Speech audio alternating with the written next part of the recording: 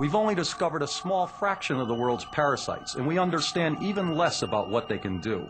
But one thing we do understand: the parasites that cause malaria have historically killed billions of humans, and today, malaria is making a most deadly comeback.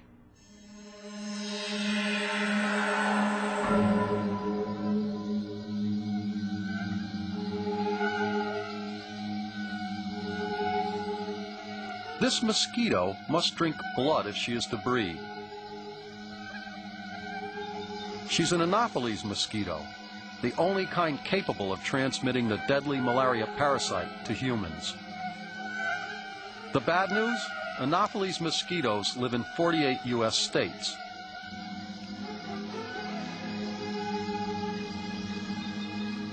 The Centers for Disease Control and Prevention is the front line of America's battle against epidemics.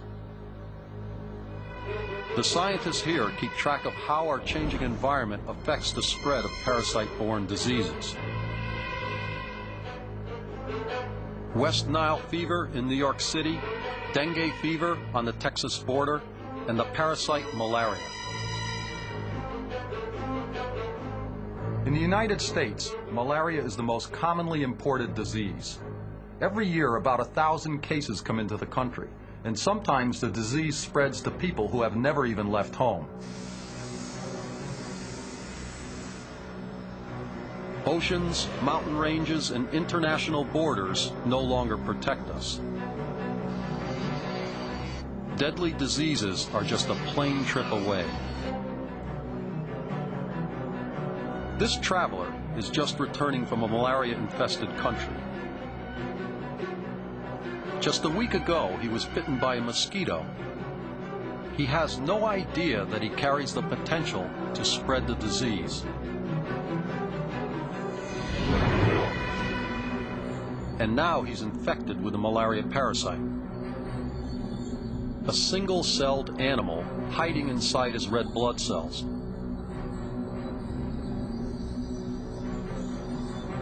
Soon the traveler will become sick. All it takes to spread the disease is for one local Anopheles mosquito to bite him.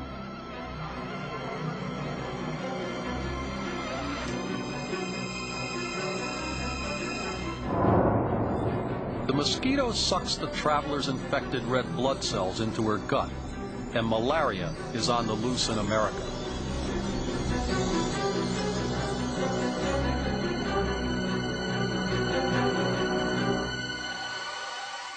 The mosquito is now a potential killer, and there's no telling where she'll turn up next.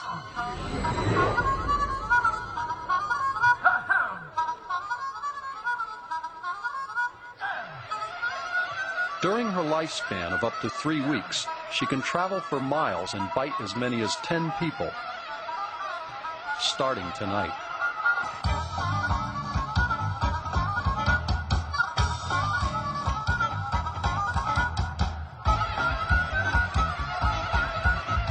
There have been several outbreaks of malaria in the United States in the last few years.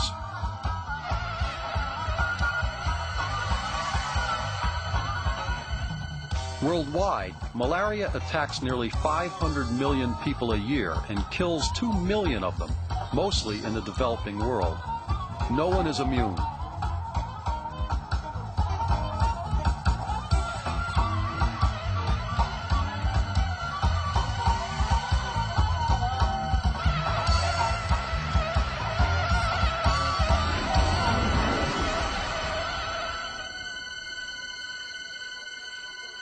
It's been 10 days since the mosquito visited the airport.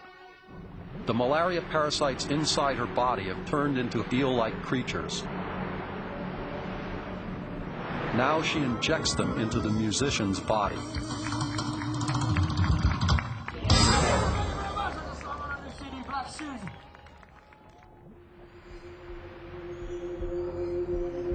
The intruders sweep through his blood system.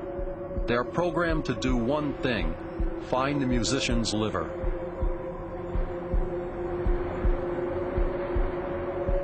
Here, the parasite homes in on a single cell.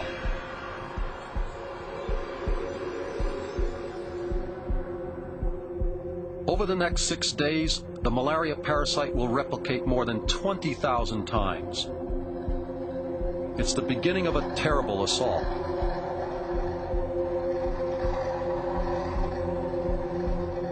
The besieged cell expands until it can no longer take the strain. The parasites surge into the bloodstream. The body's immune system kicks into action. The white blood cells attack, engulfing the parasites. The malaria's only chance of survival is to escape, burrowing into the red blood cells. Safe inside, they will feed on hemoglobin, a vital part of their diet.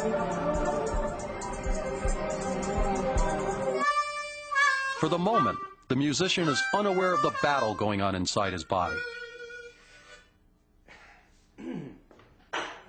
But within the shelter of his red blood cells, the parasite has fed and is preparing for a massive new attack.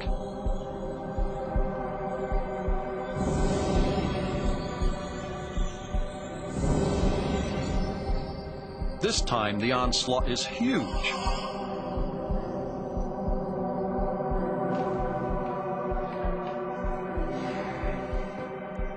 Now he knows something's wrong. His body is swamped by millions of parasites. It's a medical emergency.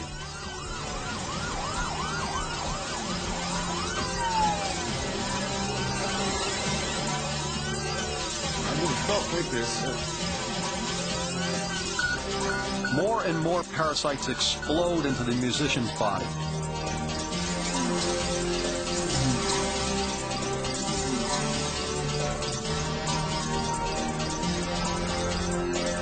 He slips into shock and trembles with fever. Many of the debilitating symptoms of malaria result from toxins the body produces in the fight against the parasite.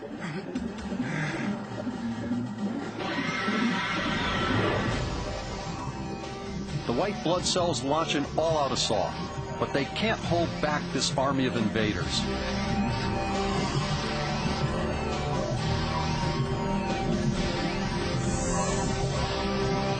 His temperature is soaring to dangerous levels. His muscles have seized, causing uncontrollable shivering. His life is in peril.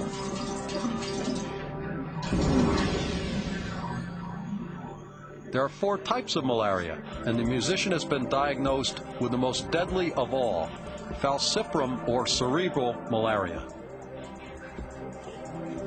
It causes the infected blood cells to become sticky and block the small blood vessels to the brain.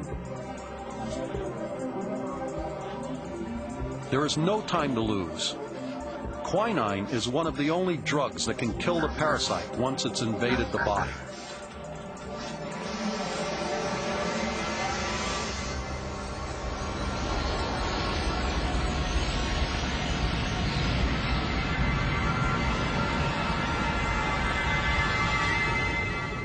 The musician is stabilized.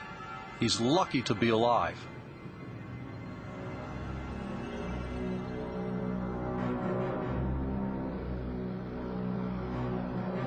Malaria is a global problem. It used to be commonplace in many parts of the United States and Europe.